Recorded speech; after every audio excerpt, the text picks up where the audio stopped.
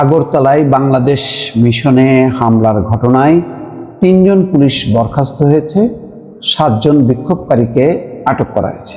এই খবর বলা হচ্ছে। রীতিমতো কূটনৈতিক মহলে ব্যাপক তোলপাড় হয়েছে। আন্তর্জাতিক বিশ্বের নজর কেড়েছে যে ভারতের মাটিতে বিদেশি কূটনৈতিক মিশনে হামলা হয়েছে। এটা বড় ধরনের একটি ঘটনা এবং কূটনৈতিক সমস্ত যেই নিরাপত্তা, সেই সমস্ত নিরাপত্তাকে ডিঙিয়ে এই হামলার ঘটনা রীতিমতো উদ্বেগজনক এবং উৎকণ্ঠার ঘটনা। বাংলাদেশের যদি এই ঘটনাটি যদি উপেক্ষা করা হয় তাহলে কোনো বিশ্বেই কূটনৈতিক মিশন নিরাপদ থাকবে না। যেমন এটা একদম জাতিসংঘ একেবারে যেটি কড়াকড়ি রুল যে কূটনৈতিক মিশনকে নিরাপত্তা দিতে হবে, এটা টপ প্রায়োরিটি। কিন্তু আজকে কি হলো, সেই কলকাতা, আগরতলা এবং মুম্বাই বিভিন্ন জায়গায় ক্ষোভ বিক্ষোভ হচ্ছে। ক্ষোভ বিক্ষোভ নতুন কিছু না হইতে পারে, কিন্তু হামলার ঘটনা এটা খুবই ন্যাক্কারজনক এবং সেখানে পররাষ্ট্র মন্ত্রণালয় খুব ক্ষুব্ধ প্রতিক্রিয়া করে বলেছে যে এটা ইচ্ছাকৃতভাবে ঘটতে দেওয়া হয়েছে। বিএনপি সহ অন্যান্য রাজনৈতিক দল বলছে যে এটা পূর্ব পরিকল্পিত। তো এখন ভারত সাথে সাথে ঘটনার পর দুঃখ প্রকাশ করেছে, তারা বেকায়দায় পড়েছে। তারা যেভাবে বাংলাদেশের উপর চড়াও হচ্ছিল, এই ঘটনায় তারা পিছিয়ে গেছে কূটনৈতিকভাবে। কারণ কোনো কূটনৈতিক মহল, কোনো আন্তর্জাতিক মহল এই হামলার ঘটনা সমর্থন করবে না।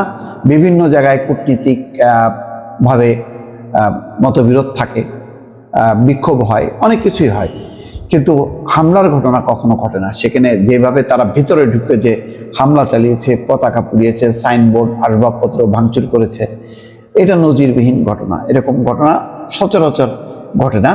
ক্ষোভ বিক্ষোভের ঘটনা ঘটে, প্রতিবাদ সংঘটিত হয়, কিন্তু একেবারে দূতাবাসে হামলা এটা নজিরবিহীন বলা যায়। ভারতের আগরতলায় বাংলাদেশের সহকারী হাইকমিশনে হামলার ঘটনায় ৩ জন পুলিশ কর্মকর্তাকে বরখাস্ত করেছে ভারতীয় কর্তৃপক্ষ। সেই সঙ্গে হামলায় জড়িত থাকার সন্দেহে ৭ জনকে গ্রেপ্তার করা হয়েছে। যে ৩ জনকে বরখাস্ত করা হয়েছে তারা পুলিশের উপপরিদর্শক, এছাড়া একজন ডেপুটি এসপিকে দায়িত্ব থেকে সরিয়ে পুলিশ সদর দপ্তরে পাঠানো হয়েছে। এর আগে গতকাল সোমবার দুপুরে আগরতলায় বাংলাদেশ সহকারী হাইকমিশনে হামলা ও ভাঙচুরের ঘটনা ঘটে। হামলাকারীরা বাংলাদেশের পতাকা ছিঁড়ে অগ্নিসংযোগ করে। বাংলাদেশ সম্মিলিত সনাতনী জাগরণ জোটের মুখপাত্র চিন্ময় কৃষ্ণ দাসকে গ্রেপ্তারের প্রতিবাদে আগরতলায় বাংলাদেশ সহকারী হাইকমিশনের সামনে বিক্ষোভ ও ভাঙচুরের ঘটনা ঘটে। পরে ঘটনার ভিডিও সামাজিক যোগাযোগ মাধ্যমে ছড়িয়ে পড়ে। এতে দেখা যায় বিক্ষোভকারীরা সেখানে হামলা করছে, বাংলাদেশের জাতীয় পতাকা স্ট্যান্ড থেকে নামিয়ে উড়িয়ে দিচ্ছে। স্থানীয় সূত্র বলছে যে হিন্দু সংঘর্ষ সমিতি নামের একটি সংগঠনের সভা ছিল আগরতলার বাংলাদেশ সহকারী হাইকমিশনের সামনে। দেখেন এদের মানসিকতা। আজকে যেখানে ঘটনা ঘটেছে সেই ত্রিপুরার হোটেল মালিক সমিতি সিদ্ধান্ত নিয়েছে যে তারা কোনো বাংলাদেশিকে হোটেলে থাকতে দেবে না, কোনো রেস্তোরাঁয় খেতে দেবে না। তো দেখেন তাদের মানসিকতা, এই মানসিকতার লোকরাই তো আসলে হামলার ঘটনার সাথে যুক্ত থাকে। সেই ঘটনাই ঘটেছে। সভা শেষে সংগঠনের একটি প্রতিনিধি দল হাইকমিশন কার্যালয়ের ভিতরে যায় স্মারকলিপি জমা দিতে। গুড, সেটাও অ্যালাউ করা হয়েছে। অনেক দূতাবাস সেটাও অ্যালাউ করে না।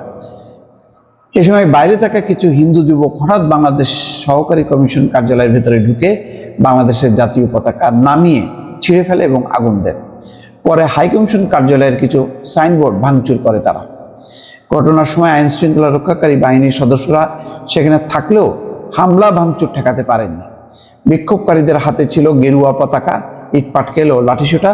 তাদের জয় শ্রীরাম স্লোগান দিতে শোনা যায়। দর্শক, এই হচ্ছে ঘটনাটা, খুবই ন্যাক্কারজনক। তারা যেভাবে কূটনীতিকভাবে সংগঠিত করছিল বাংলাদেশের বিরুদ্ধে, মমতা বন্দ্যোপাধ্যায় তো বলেছে বাংলাদেশে জাতিসংঘের বাহিনী পাঠাতে।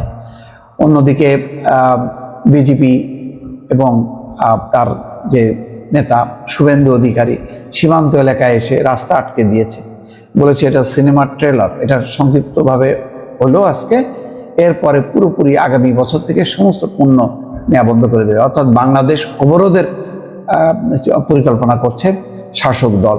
তো এরকম পরিস্থিতির মধ্যে কূটনৈতিক নিরাপত্তাটাও তারা দিতে ব্যর্থ হয়েছে, অথবা সেটি ইচ্ছাকৃতভাবে চাপ সৃষ্টির জন্য একটি ঘটনা ঘটিয়েছে।